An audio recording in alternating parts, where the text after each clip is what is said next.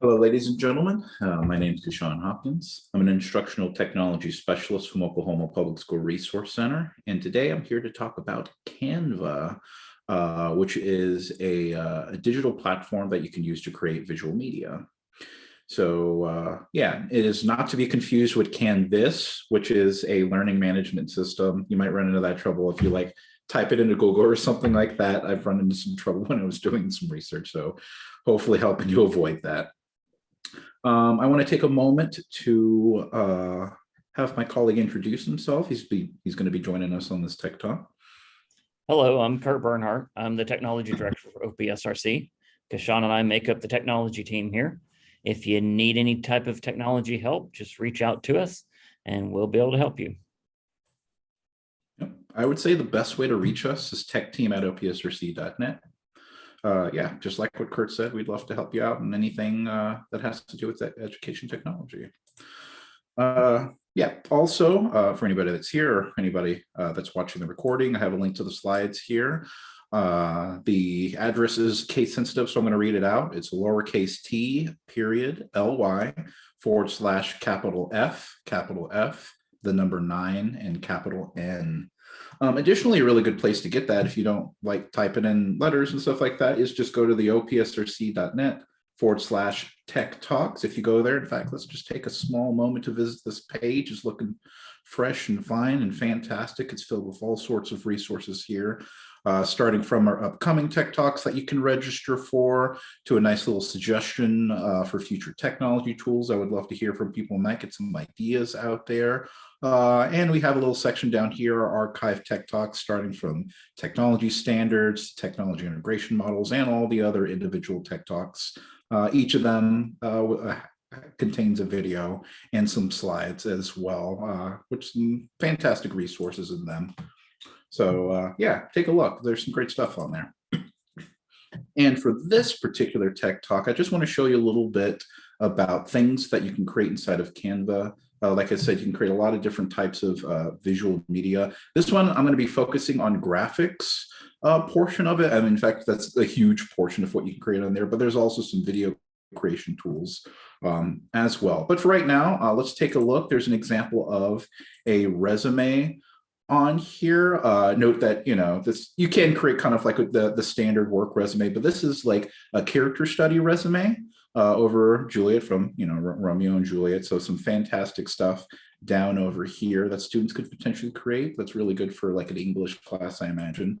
There's diagram templates on here, the parts of the flower. So you can kind of have students break this down. Maybe you could use this as like a template and have students label the different parts of a flower. But it doesn't have to be just limited to that. Think of really any kind of diagram that you have inside of a science class that I think would be really useful. Or you could just kind of like go a little broad. Maybe you could do an infographic on here. Something that's just really nice about being able to take advantage of organizing information in little sections, applying a little bit of symbols that actually apply to the situation on here, and it just putting it in kind of like a nice like top down on here. I could easily scroll through this and learn a little bit about climate change. And I think this is fantastic because whenever you're creating visual media, you always have like an audience in mind at the end of it. You're trying to think of like, what does this look like to somebody else? How am I going to get this information across in kind of like a clean and concise way on here? And I think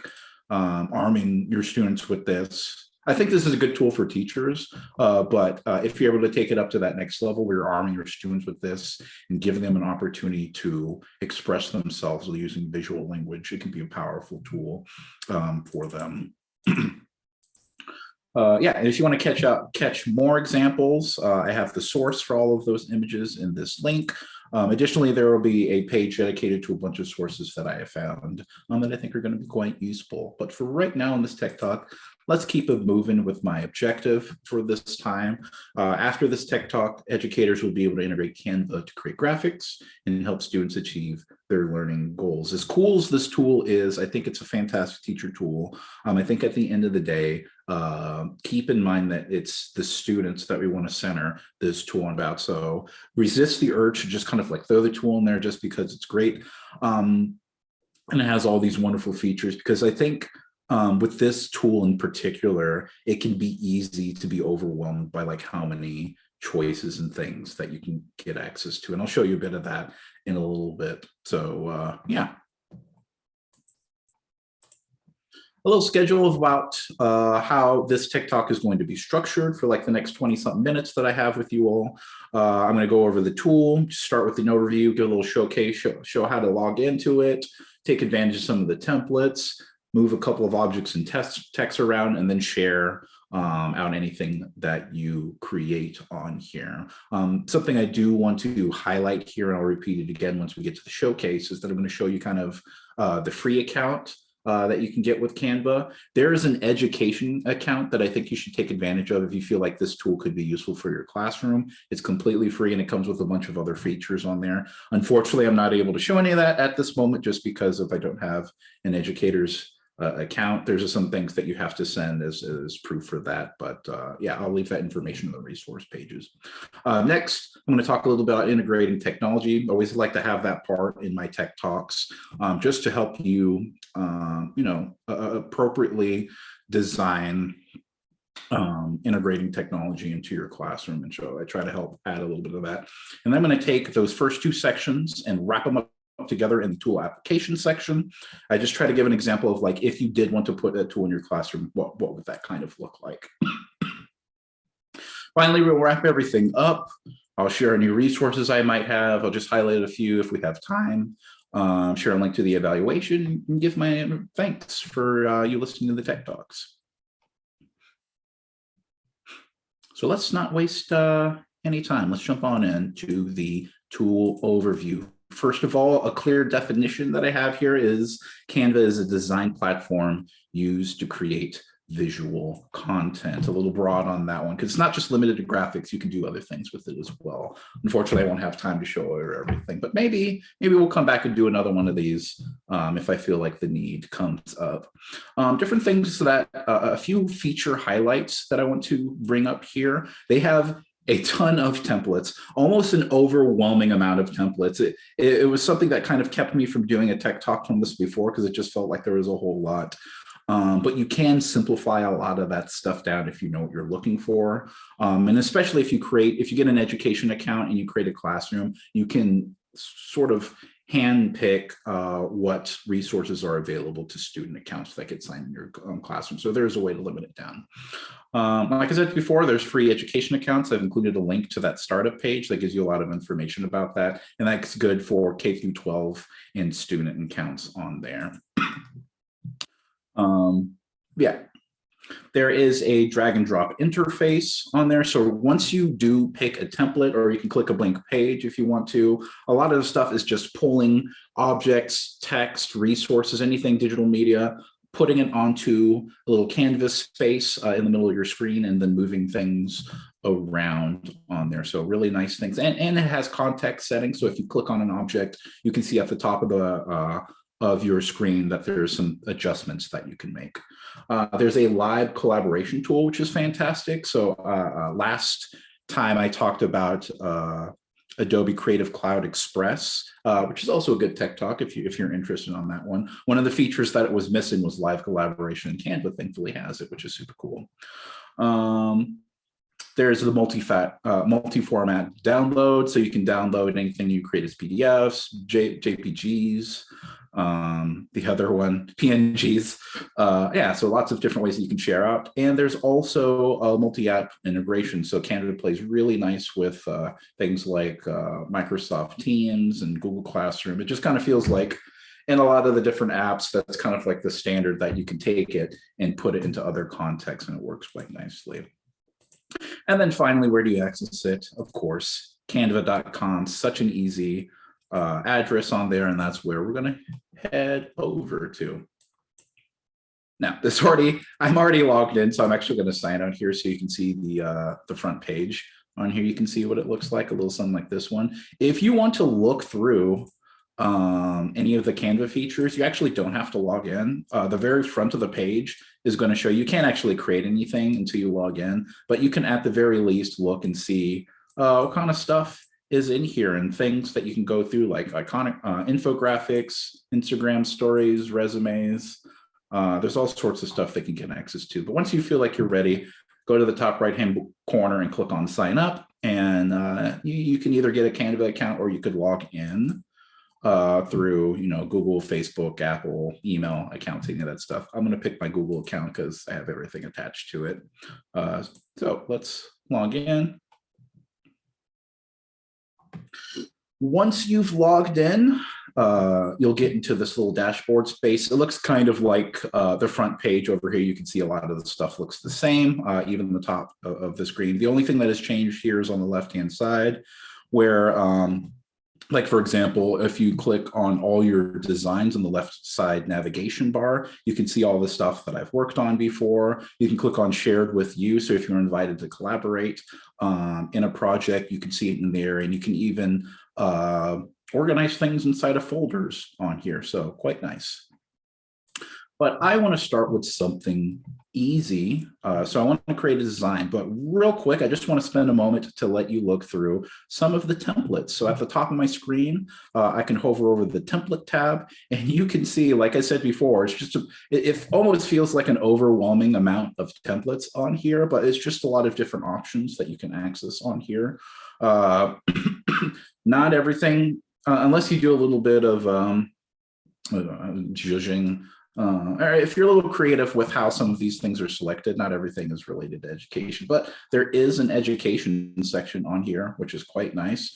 So I highly recommend, if you're going in this tool and you're interested in it, go in and play with it yourself first on kind of like a regular free account, so you can see what all options that you can use and actually bring into your classroom, because you wouldn't necessarily bring in, I don't know, t-shirts in there or invoices for business, but infographics might be really useful, or lesson plan templates, worksheets, class schedules, any of that stuff.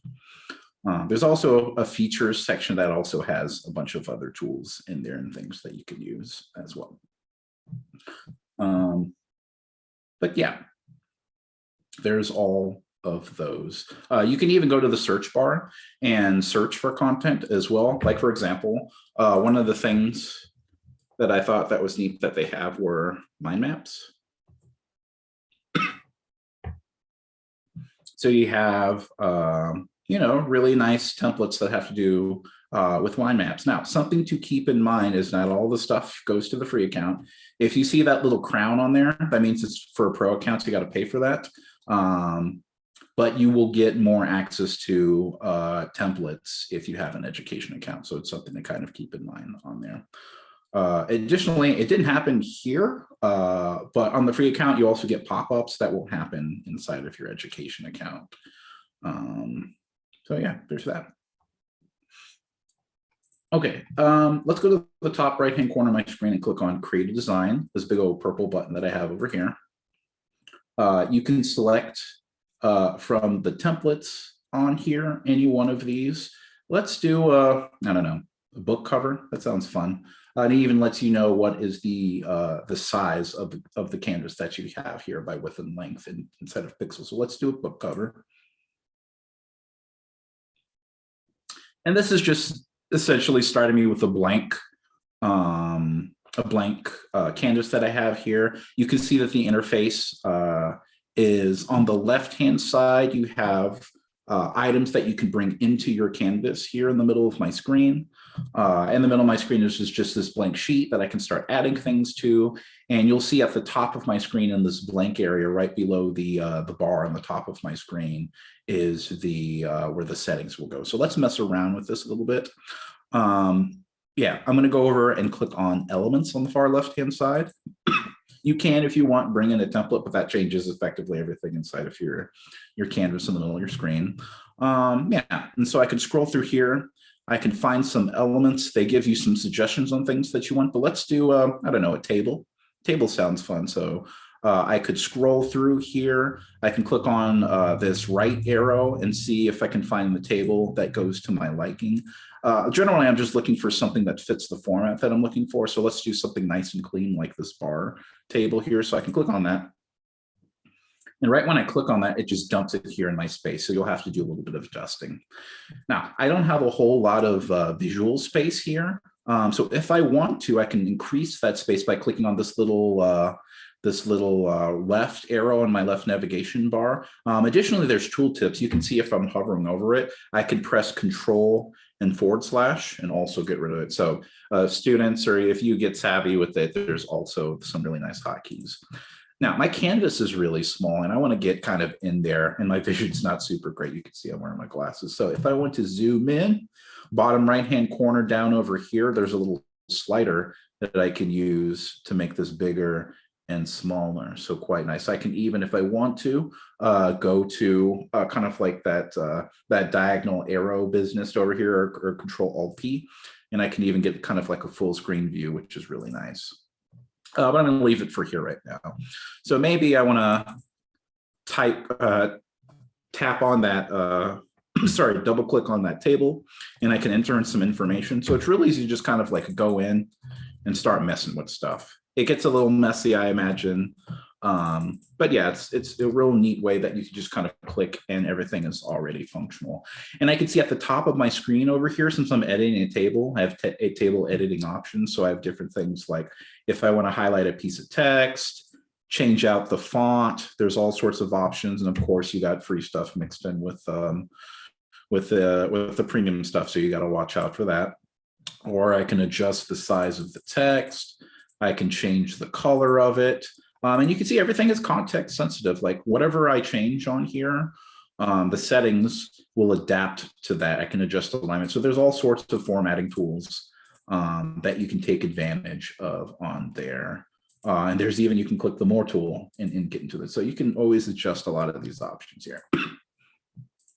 Additionally, you're not limited to the stuff that Canva gives you. If you go to the left-hand side and click on uploads, fantastic. There's a photo of me on there that I've already uploaded when I was testing this stuff up. But if you click on upload media, you can pull from things that are on your computer, which is fantastic. You can even record yourself on the fly. If you want to, you can do animated images as well, or videos. Now you do have to kind of watch out, because if you do anything animated, whenever you download the file, depending on the file type, it won't come out as animated. So keep that in mind. Really have a purpose in mind for whatever your image is, and that will kind of determine whether or not you use anything that's animated. Yeah, the next tab down there is the text tab. Real easy. You just kind of find one of these texts that work for you, or if you're like, I don't want anything kind of crazy fancy like this one, let me just add in a little bit of body text. And then it spits out kind of like a template you can see in the middle of my screen where it says add a little bit of body text. I can just type that in, type in whatever I want, give me the good old fashioned hello world. And once I have that, now it's treated like an object. I can click and drag, move it around. I even have, you can see I'm going to try to do it slowly, alignment tools. So I can make sure that visually it makes sense with whatever my other objects are doing on here. Or at the very least, if I wanted to have like a title at the top of my screen, I can have that aligned out there. Or if I want to adjust the size of the text, bing, bang, boom. Now it's a little bit easier to read. So I can pull this stuff and create it myself and have it aligned visually with the space that I have there.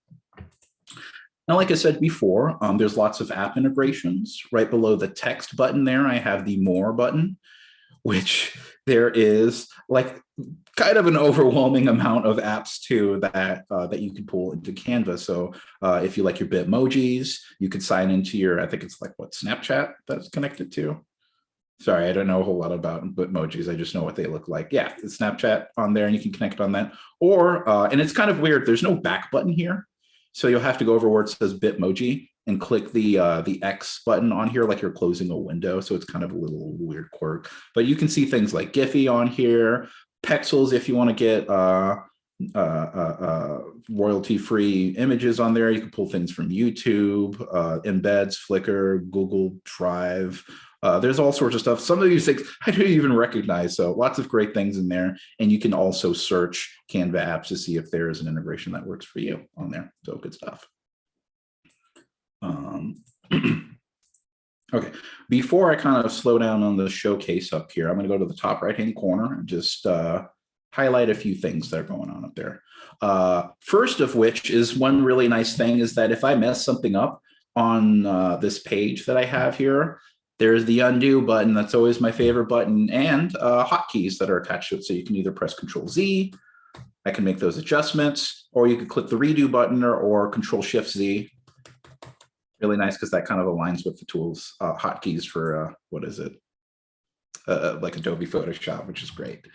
On the top right-hand corner, you can see that there is a share button. Like I said before, there is a live kind of design share for collaborating, which is really cool that you're able to do that with your tool. So you just a simple adding people's emails in there. So I could type in Kashawn Hopkins at OPSRC.net and then send that out, invite somebody to work on this with me. So real easy to share some of this between different people. I could go to the top right-hand corner and click the download button. PDF standard is good for printing, I believe. Multi-page content as well. Oh, they have a different version for that. Cool. But there are all sorts of different options for you on here, depending on what you need. Yeah, and they even give you a little small description just in case you don't know what some of these file types are good for. At the very least, you can see they give you a little information, which is really great. And also, and it's kind of weird to me that they hide it here, but the 3 dots here on the top right-hand corner is how would you publish this? So this is how you would get like a share link. If I wanted to take this graphic and I'm like, man, I'm really proud of this. Let me click on share link. And then you can click on the copy button. And one really cool thing about this is that you don't have to sign in for people to look at graphics through this. So if I copy paste that, there we go. Nice little graphic, full screen mode, and you can present that out. There's also other ways that you can share this. There's the download, of course, or you can go into present mode. If you're like, I don't know, like a Zoom meeting and you want to show off different parts of your graphic, that you can click on present, then click present, and then boom, full screen mode that you have on here. So kind of cool. And there's tons of other things. You got the social media hookup on there, of course.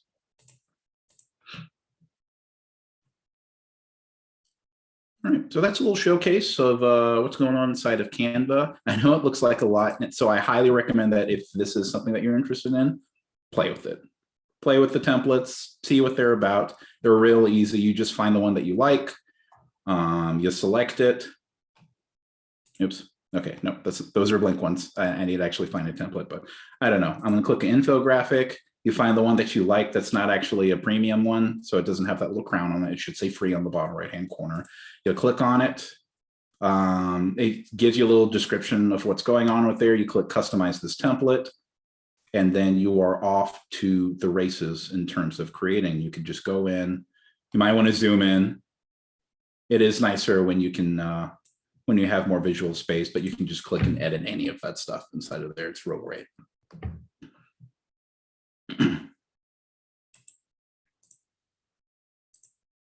Okay.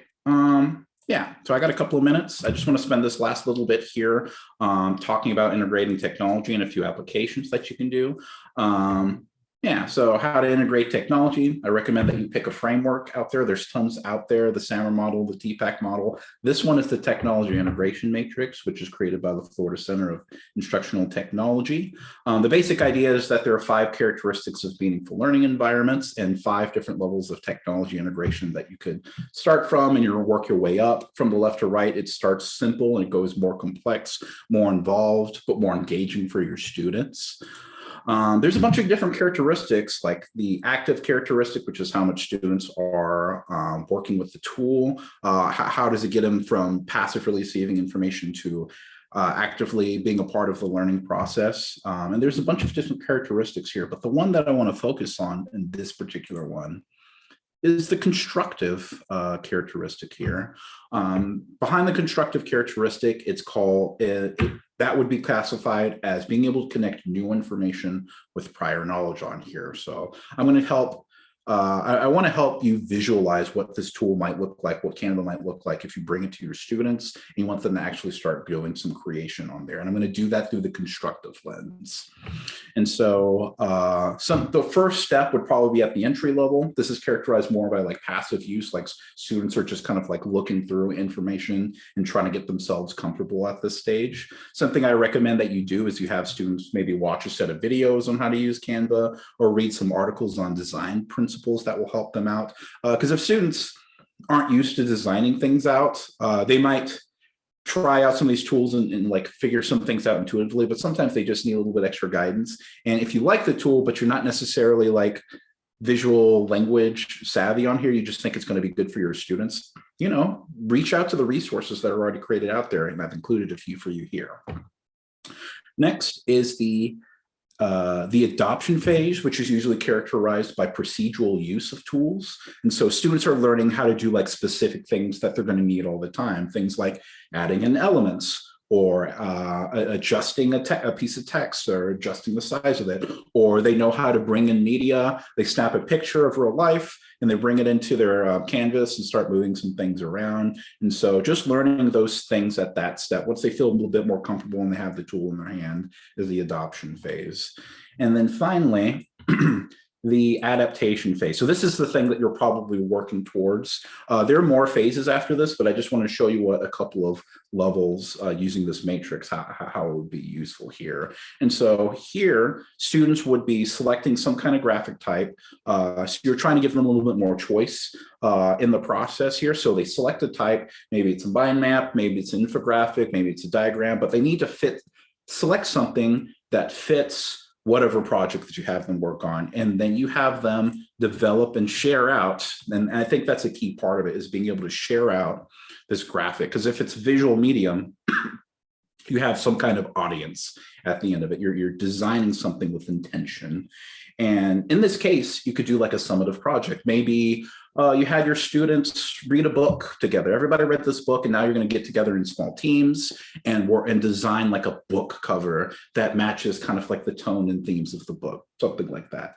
But in this case, make sure it's aligned to some kind of content standards. Remember, those learning goals are the things that we really want to get out of this, and the tools just helping your students get to that in a meaningful way. All right, I got about 2 more minutes. 2 or 3 more minutes-ish. I just want to say thank you, ladies and gentlemen, for joining for this Tech Talk. I hope you've gotten something out of it. If this is something that you're interested, but even if you're like kind of nervous about it, I totally understand. Whenever you're bringing a new tool in, sometimes it's just really hard to kind of like get in there and get it to the point where students are like using it in a meaningful way. So if you need help with any of that stuff, I would love to kind of like coach you through it, talk you through it, really just iron out all the fine points on getting this tool in your students' hands and having them work on it. Or even if you just want to get it to the point that you're comfortable at it too, I would love to talk about that stuff. So let me wrap this up in a little bow. I have a few pages here. Just this is a list full of all sorts of goodies that I think are going to be useful if you want to know more about Canva, sorry, already making that mistake again. The very first resource is a very short video on how to create a class and invite students to it on here. And the next one right after that is how to get your Canva for Education class started on there. I think those two are a really good place to start on being able to just create a space where your students can interact with this tool on here. I have a bunch of other things, like especially some of the links at the bottom are just like ideas on like how you can use the tool, like what specific projects that you can get, or what type of subject matter that you can integrate inside of Canvas. So take a look. I know there's a lot on here, but I just wanted to give everybody a lot of options depending on where you're at and what subject matter you teach. Additionally, the next page is about technology integration. I know I only spent a little bit of time on it, but I do think that it's worth thinking through how tools are being brought into your classroom and what types of purposes that you have on here. So I've included a couple of links on here. Take a look. I highly recommend that you do. And then finally, one big, huge thank you. Thank you so much, everybody, either listening in the live session or in the recording. Thank you for taking a moment. And I'm hoping this time is being used to just kind of springboard you. Even if you don't necessarily use this tool, if it starts getting you thinking about how technology can be used in different ways or how to get your students more involved with like visual language, I think it will be worth the time here that you spent. I have a link to the evaluation on here. It is case sensitive, but if you're just clicking on the slides, you can click on it, which is fantastic. Lastly, I've been Kashawn Hopkins. I'm joined here with Kurt Bernhardt. Thank you so much, Kurt, for being here. I really appreciate it. He's here for like almost all of these. It's great. We have the email for the tech team @opsrc.net. And I just want to leave you with one last link, opsrc.net/tech talks. That's where you're going to get access to all of these goodies on here that we've been working on. I also have some lovely buttons that you can click on for social media. Yeah, if you just have a moment, give us a shout out. Let us know how we're doing on there. We would love to hear from people. And there's some good ways to do it. Anyways, I'm done for right now. I'll see you next Tech Talk, everybody. Thank you.